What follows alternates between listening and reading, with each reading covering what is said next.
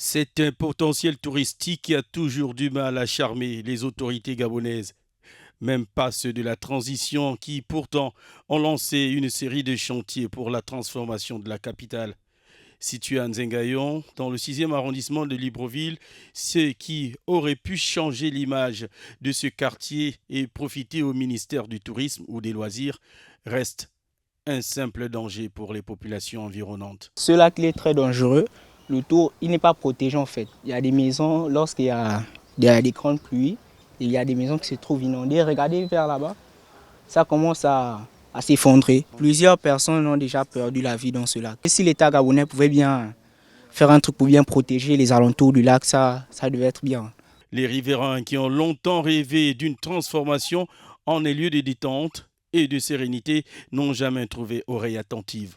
C'est dommage parce que le lac de Nzayon peut être un bon site touristique. Et c'est dommage parce que la population mystifie trop cet endroit-là. Moi, ça fait déjà 3 ans que je suis ici, mais parfois j'ai peur de m'approcher ou la nuit de passer à côté parce qu'on me dit non, il y a des génies, il y a des sirènes, il y a des serpents de nuit, c'était une caverne avant et tout ça.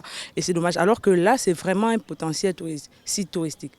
Justement, on peut changer ça, faire un endroit touristique. Ça fera de l'entrée de l'argent.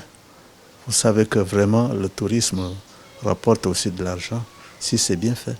L'histoire de ce lac remonte aux années 1950, précisément en 1959, avec une entreprise appartenant à un franco-italien appelé en ce temps Sogatra, entendez, Société gabonaise des travaux, spécialisée dans le concassage du gravier. Une entreprise qui avait donc sa base ici, qui avait dû, n'est-ce pas, fermer boutique en 1994 sous la demande du ministre de l'Environnement de l'époque, laissant donc le géant trou béant qui, des années durant, goutte après goutte d'eau, ont fini par se transformer en ce lac d'une profondeur de plus de 30 mètres qui a au cœur même de ses entrailles plusieurs engins.